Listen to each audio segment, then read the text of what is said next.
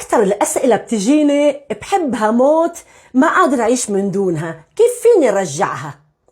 طيب إذا عن جد ما فيك تعيش من دونها، ليش ما ربطتها رسميا؟ 4 سنين حب، 7 سنين تواصل، كم فرصة راحت منك؟ وبالأخير نفس الأعذار، ما بشتغل، عندي مشاكل، أهلي مش راضيين، والبنت عم تستنى، عمرها عم يمر وهو بيوعدها رح عيشك أميرة بس استني. هيدا مش حب، هيدا فوضى عاطفية وتلاعب نفسي. أنا بهني كل بنت بتقدر تاخد قرار في وسط هالجو المصروع توقف كل تواصل معه.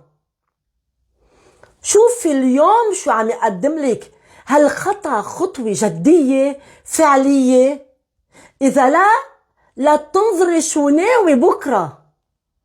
خطوة اليوم لازم تكون اليوم، أما الوعود ما إلها أي قيمة.